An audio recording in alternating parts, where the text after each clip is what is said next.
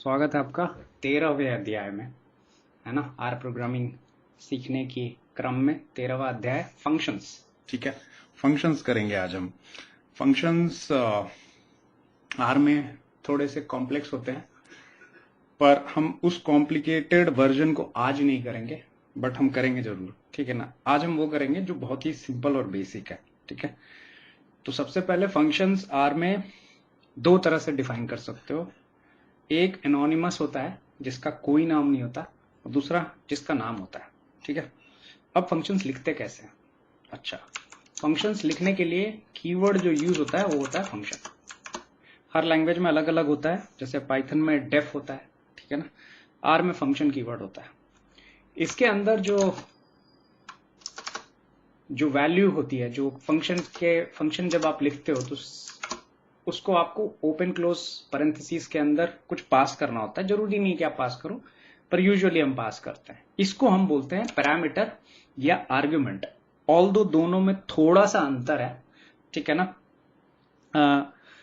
जब हम function define करते हैं तो उसको हम आर्ग्यूमेंट बोलते हैं। जब हम फंक्शन को कॉल करते हैं तो उसी चीज को हम पैरामीटर बोलते हैं। ऑल्दो इसको इंटरचेंजेबली आप यूज कर सकते हो, सब लोग ऐसे ही करते हैं, पर थोड़ा सा डिफरेंस है दोनों में। अच्छा, अब ठीक है, अभी जो x है ये आपका पैरामीटर है। ठीक है, अब इस पैरामीटर के साथ आपको क्या करना है ये फंक्शन बताएगा। ठीक है, तो मान लो इस पैरामीटर को मुझे स्क्वायर करना है। ठीक है, तो ये मेरा फंक्शन बन गया है। अब इसको आप चलाओगे तो ये कहीं नहीं है। बेसिकली अगर आप ls करो अगर सिस्टम में, तो आपको कुछ भी नहीं दिखेगा। तो बेसिकली ये फंक्शन बस डिस्प्ले करने के लिए ये फंक्शन ऐसा है, बस ये कुछ कर नहीं रहा अभी। ठीक है, ये तब करेगा जब तक आप इसको ऑब्जेक्ट में असाइन नहीं करोगे। तो लेट से मैंने इसको ऑब्जेक्ट में असाइन कर दिया। f नाम का एक ऑब्जेक्ट है जिसके अंदर ये सेव हो गया। अब आप अगर ls करोगे तो आपको f दिखेगा, और अगर आप f को ऐसे ही कॉल करते हो बिना किसी फंक्शन कॉल के, मतलब इसके अंदर कोई वैल्यू नहीं देते हो, इस तरह से सिर्फ ऐसे लिखते हो, तो ये फंक्शन आपको बताएगा कि ये फंक्शन किस तरह से डिफाइन किया गया है। ठीक है, ये एक चीज हो गई। दूसरी चीज, फंक्शंस आर में फंक्शंस के तीन पार्ट होते हैं। एक होता है इसका फॉर्मल,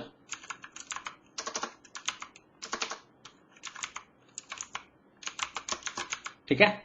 तो फॉर्मल क्या बताता है कि वो फंक्शन के अंदर जो डेफिनेशन है, जो पैरामीटर है, वो किस तरह का है। तो अगर मैं यहां पर फॉर्मल f लिखूं तो वो बताएगा कौन कौन सा पैरामीटर मैंने पास किया। यहां पर x ही है तो यहां पर x ही बताएगा वो $x। ठीक है, एक होता है बॉडी, कि ये फंक्शन के अंदर जो डेफिनेशन है, जो फंक्शन डिफाइन किया गया वो किस तरह से किया गया है। तो वहां यहां पर x**2 आएगा क्योंकि बॉडी के अंदर वही है। और तीसरा जो होता है वो होता है इन्वायरमेंट।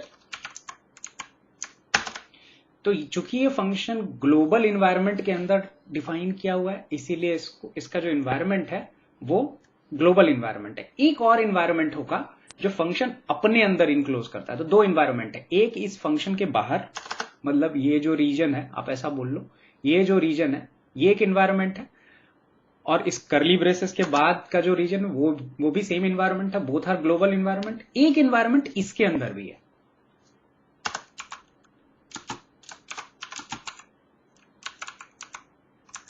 ठीक है, तो अगर मैं ऐसा बोलूं e, और यहां पर मैं प्रिंट कर देता हूं जस्ट e को, ठीक है, और मैं इस फंक्शन को कॉल करता हूं तो ये फंक्शन स्क्वायर करेगा, लेकिन उससे पहले ये एक चीज और करेगा कि अंदर के इन्वायरमेंट वैल्यू को प्रिंट करेगा। तो ये कुछ इन्वायरमेंट वैल्यू इसने प्रिंट किया। मैं फिर से इसको रन करता हूं तो आप देख सकते हो ये दोनों वैल्यू अलग है। ठीक है ना। तो कहने का मतलब ये जो इन्वायरमेंट है, ठीक है, ये फंक्शन जब आप रन करते हो तो हर बार ये रीसेट होता है। ठीक है ना, हर बार ये रीसेट होता है। ठीक है, तो ये अंदर का इन्वायरमेंट जो है ये कांस्टेंट नहीं है। ठीक है, तो ये चीज ध्यान रखना, ये अंदर का इन्वायरमेंट आपको हर कॉल में डिफरेंट लगेगा। अगर मैं F2 को फिर से एग्जीक्यूट करता हूं तो आप देख सकते हो ये अगेन एक नया वैल्यू जो है अंदर का इन्वायरमेंट का आ जाता है। तो कहने का मतलब ये जो अंदर का इनक्लोजिंग इन्वायरमेंट है, it will be different every time it's get executed. ये चीज ध्यान रखना, हर बार जब आप एग्जीक्यूट करोगे ये फंक्शन अंदर का जो इन्वायरमेंट है ये बदलता रहेगा, ये कभी भी कांस्टेंट नहीं होगा। ठीक है, दूसरा फंक्शन में कोई भी चीज, तो इसको मैं हटा देता हूं, जस्ट समझाने के लिए था कि फंक्शन 3 प्रॉपर्टी आर में। अच्छा, ये फंक्शन हमेशा कुछ ना कुछ रिटर्न करना चाहिए। तो आर में ना इन जनरल लोग रिटर्न नहीं लिखते हैं कई बार, बट मेरे हिसाब से क्लियर होना चाहिए कोड में, तो मैं यहां पर रिटर्न लिख रहा हूं। रिटर्न का मतलब है जब भी आप फंक्शन को बनाते हो तो हमेशा एक फंक्शन कुछ ना कुछ रिटर्न करता है। अब ये जरूरी नहीं है, कई बार क्या होता है फंक्शन बिना रिटर्न किए भी चल सकता है, तो वो कौन सा केसेस होता है वो भी हम डिस्कस कर लेंगे, बट पहले ये समझते हैं रिटर्न कब करना होता है। रिटर्न तब करना होता है जैसे मान लो 10 नंबर है, उनको ऐड करना है, तो क्या एक्सपेक्ट करते हो कि 10 नंबर का सम आ जाए, तो मतलब आप कुछ एक्सपेक्ट कर रहे हो, तो when there is an expectation there should be a return, ठीक है ना। तो इसीलिए हमने यहाँ रिटर्न लिखा है। तो आर में अच्छी बात क्या है कि अगर आप इस रिटर्न को हटा भी दो और एक स्टेटमेंट पास कर दो बिना असाइनमेंट ऑपरेटर के, तो आर ये समझेगा कि ये आपका रिटर्न है, ठीक है। पर अगर आपने ऐसा कुछ कर दिया, अब ये फंक्शन कुछ रिटर्न नहीं करेगा क्योंकि आपने यहां पर असाइनमेंट स्टेटमेंट लगा दिया। तो इसको रन करके देखते हैं, कुछ रिटर्न कर रहा है क्योंकि हमने यहां पर असाइनमेंट ऑपरेटर लगा दिया। तो अब रिटर्न करवाना है तो क्या करेंगे यहां पर, या तो आप y लिख दो, इससे भी काम चल जाएगा, या best way is to write return y। ठीक, ये क्लियर है, आई बिलीव ये क्लियर होगा, ठीक है। सिंपल है, कुछ नहीं है, फंक्शन स्क्वायर कर रहा है। अच्छा, अब और क्या कर अब आर में फंक्शन जो होता है फर्स्ट क्लास होता है। क्या मतलब है इसका फर्स्ट क्लास का? फर्स्ट क्लास का ये मतलब है कि आप, 3 मतलब है एक्चुअली इसका। पहला ये मतलब है कि a function object can be like any object and hence can be assigned. कहने का मतलब अगर मैं लिखता हूं माई सम और इसमें मैं सम जो फंक्शन है जो इनबिल्ट है माई सम के अंदर डाल देता हूं, तो अब माई सम वही करेगा जो सम करता है, ठीक है ना। सॉरी, लास्ट में कॉमा रह गया। तो बिल्कुल वही करेगा जो सम करता है, ये दोनों आइडेंटिकल है, ठीक है। तो बेसिकली अगर मैं ऐसा बोलूं, आइडेंटिकल तो नहीं बोलेंगे, सेम बोलेंगे। आप चेक कर सकते हो कि ये दोनों आइडेंटिकल है क्या,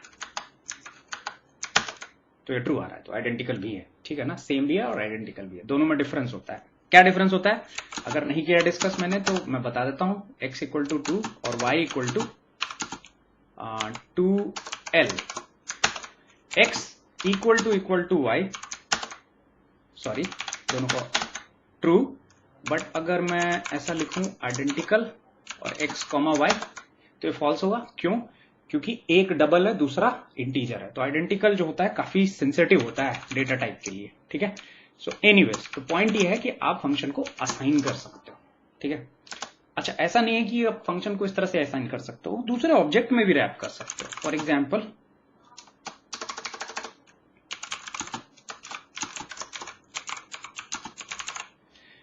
ये एक लिस्ट ऑफ फंक्शन क्रिएट करेगा, ऑल्दो मैंने वेक्टर लिखा है नोटेशन, सी से स्टार्ट कर रहा हूं तो आइडियली वेक्टर होना चाहिए, बट चूंकि वेक्टर फंक्शंस को कैरी नहीं कर सकते, वो उनका उस तरह का डेटा टाइप नहीं है जो फंक्शंस को कैरी कर पाए, उसके लिए लिस्ट तो ये अपने आप ही लिस्ट में इसको कोर्स कर देगा।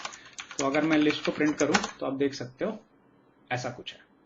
तो ये पहला फंक्शन जो है आपका समय, दूसरा जो है मीन है। अब ये फनी वे में काम करना भी चालू करेगा।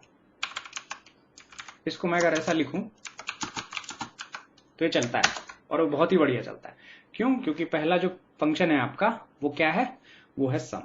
तो आप इस तरह से, तो कहने का मतलब अलग ही ब्यूटी है ये चीज कि आप इस तरह से फंक्शन को असाइन कर सकते हो, ठीक है। तो ये फर्स्ट क्लास का पहला डेफिनेशन है। दूसरा डेफिनेशन क्या है कि फंक्शंस को आप एज अ पैरामीटर भी पास कर सकते हो। तो अगर मैं बोलूं मेरे पास बंच ऑफ नंबर्स हैं, function can be passed as parameters, ठीक है। So function can be passed as parameters, तो कहने का मतलब अगर मेरे पास नंबर्स ऐसे दिए हुए हैं,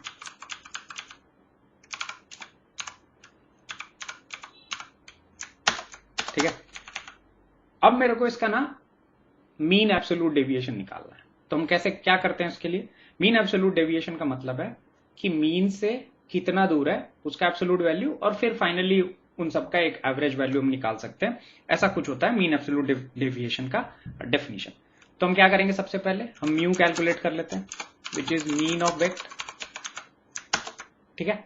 और एब्सोल्यूट डेविएशन के लिए एबीएस डेविएशन के लिए हम कहते हैं वेक्ट माइनस म्यू, और इसके बाहर हम लगा देंगे एबीएस, ठीक है। इससे क्या होगा, एक हर नंबर जो है मीन से सब्ट्रैक्ट हो जाएगा और उसका एब्सोल्यूट वैल्यू आ जाएगा, ठीक है। ये कुछ ऐसा आ गया, ठीक है, बढ़िया। अब मीन एब्सोल्यूट डेविएशन बोल रहे हैं हम, राइट। तो मीन एब्सोल्यूट डेविएशन के लिए हम क्या करेंगे, इसका एवरेज ले लेंगे, ठीक है, ये वैल्यू। अब यही चीज, ये जो लॉजिक है, इसको मेरे को फंक्शन में रैप कर देना है। तो मैं क्या करूंगा, मैड मीन, ऐसा नाम रखते हैं, मीन एब्सोल्यूट डेविएशन, बस मीन लिखा है हमने, और हम लिखते हैं फंक्शन एक्स, और ये पूरा का पूरा स्टेप ना कॉपी पेस्ट कर देता हूं मैं, ठीक है। और हम क्या करते हैं इसमें, बस चुपचाप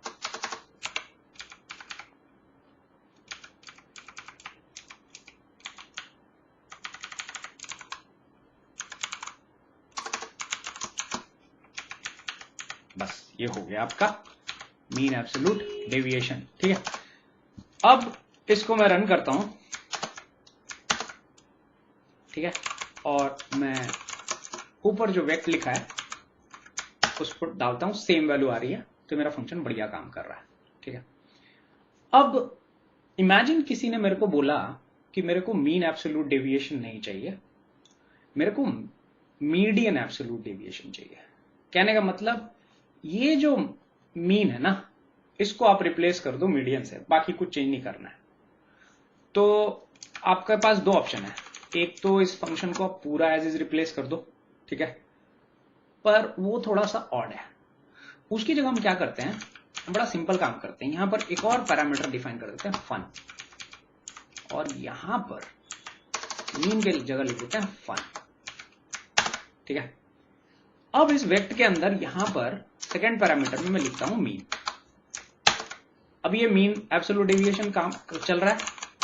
अभी सेम चीज पे अगर मुझे मीडियन एब्सोल्यूट डेविएशन लगाना हो तो मैं ऐसा कर सकता हूं, मीन की जगह बस मीडियम लगा दिया। और आप किसी और तरह का डेविएशन कैलकुलेट करना चाहते हो, कोई और लॉजिक है, तब ये नहीं चलेगा। बट अगर लॉजिक सेम है और कहीं पर एक छोटा सा चेंज है, तो उसके लिए आप फंक्शंस ना पास भी कर सकते हो ऐसे आर में, और ये मीनिंगफुल है। क्यों? क्योंकि आपको इस कोड को डुप्लीकेट नहीं करना पड़ा। रिमेंबर, एक चीज हमेशा याद रखना, एक प्रिंसिपल होता है प्रोग्रामिंग में, उसको हम कहते हैं drive, do not repeat yourself. अब रिपीट का क्या मतलब? रिपीट का मतलब है दो बार से ज्यादा किसी चीज को आप लिख रहे हो, मतलब रिपीटेशन है, ठीक है।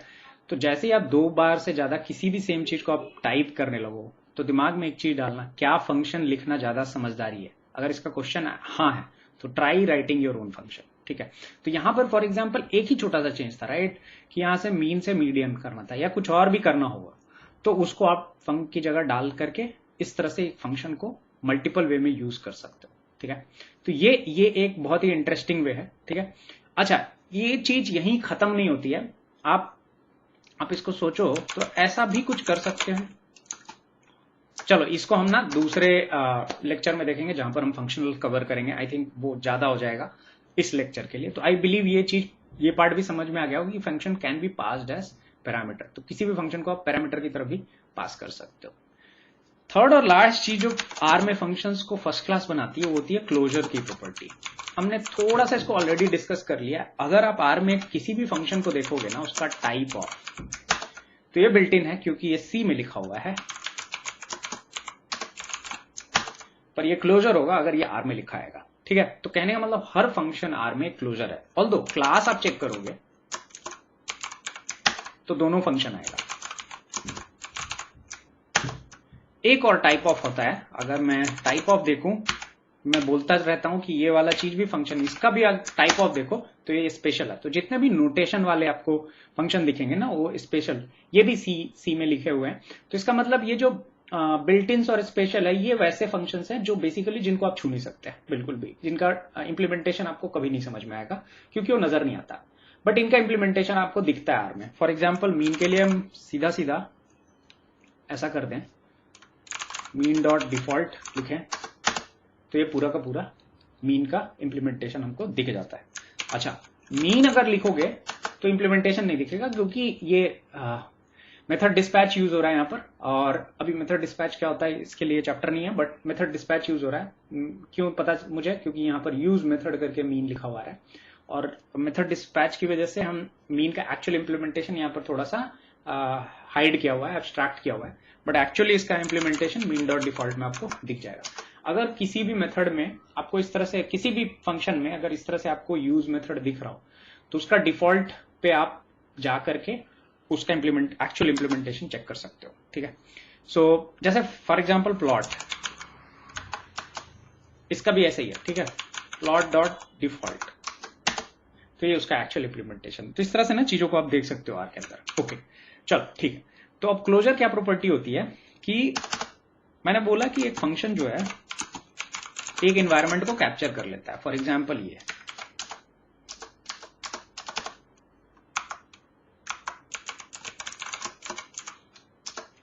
ठीक है, अब इस फंक्शन के अंदर ना हमने फंक्शन डिफाइन कर दिया है और इसको कहा है रिटर्न x प्लस वाई।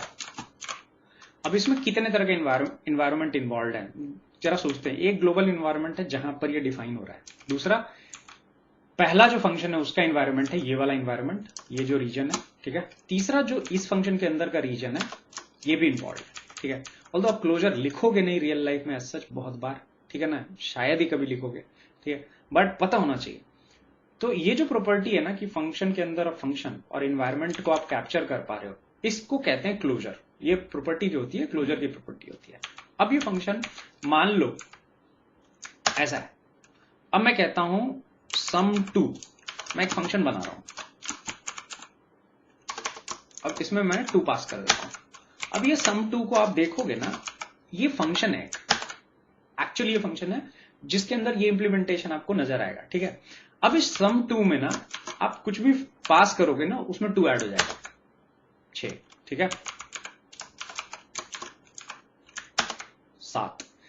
तो हो ये रहा है कि ये जो आप अगर नहीं क्लियरिटी है इसमें तो आप एक काम कर सकते हो, यहां प्रिंट लगा के देख सकते हो कि कौन सी वैल्यू कहां पास हो रही है। ठीक है, तो इसको मैं वापस एग्जीक्यूट करता हूं तो आप देख सकते हो क्या प्रिंट हुआ। सॉरी, अगर मैं यहां पर एक छोटा सा और प्रिंट लगा दूं पेस्ट के साथ तो आपको ज्यादा क्लैरिटी मिल जाएगी।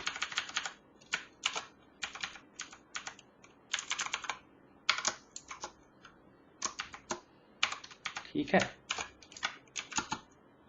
बहुत ही बढ़िया। अब हम इसको वापस से चलाते हैं।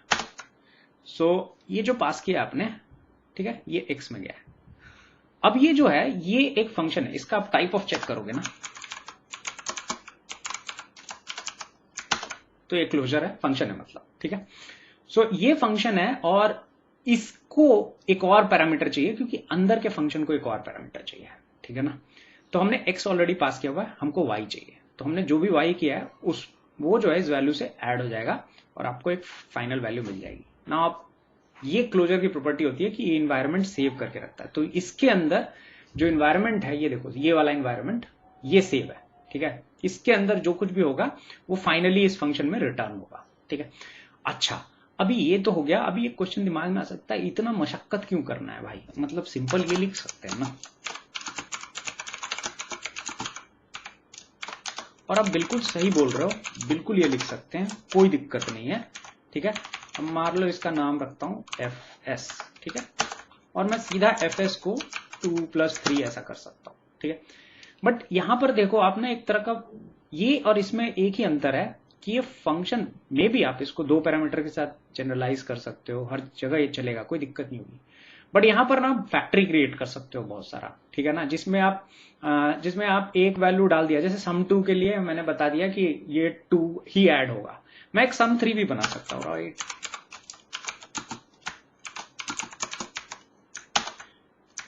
सो ये इसका बेनिफिट है। तो अब इस सम 3 में मैं कुछ भी ऐड करूं, ठीक है ना, वो आपको एक 3 ऐड करके देगा और इससे पता चल रहा है कि क्या करना है। तो कई बार शायद आपको ये जरूरत पड़ जाए, ठीक है। और इस फंक्शनैलिटी को क्लोजर प्रॉपर्टी बोलते हैं, जहां पर एक इन्वायरमेंट दूसरे इन्वायरमेंट को इनक्लोज करता है और फंक्शन उसको रिमेंबर करता है। तो इन 3 प्रॉपर्टी की वजह से ना जो आर में फंक्शंस होते हैं वो फर्स्ट क्लास होते हैं। पाइथन में भी सेम चीज होती है, अगर आपको नहीं पता है तो मैं जस्ट एक साइड नोट बता देता हूँ, पाइथन में भी फंक्शंस फर्स्ट क्लास होते हैं, ठीक है। अच्छा, ये एक और चीज हो गई। दूसरा क्या है कि फंक्शंस इस तरह से काम करते हैं। एक छोटी सी चीज और है, छोटी सी चीज, मान लो मैंने कोई फंक्शन डिफाइन किया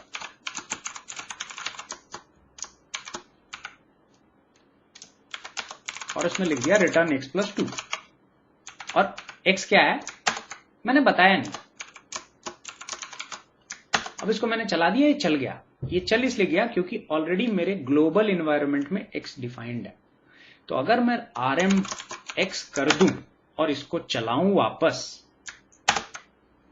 तो ये नहीं चलेगा क्योंकि x कहीं उसको मिला नहीं। तो होता क्या है, होता ये है कि अगर फंक्शन डिफाइंड है, कोई वेरिएबल उसके अंदर है, तो सबसे पहले R उसको इस लोकल इन्वायरमेंट में ढूंढने की कोशिश करता है। अगर इसको ये नहीं मिलता है तो ग्लोबल इन्वायरमेंट में जाता है, वहां पर भी नहीं मिलता है तो फाइनली वो बिल्ट-इन्स में सर्च करता है, वहां भी नहीं मिलता है और फाइनली वो एरर मार देता है। तो बेसिकली ये फंक्शन कहीं पर जाके रुकेगा, पर पॉइंट ये है कि आपको कहीं ना कहीं इसको डिफाइन करना पड़ेगा, ठीक है ना।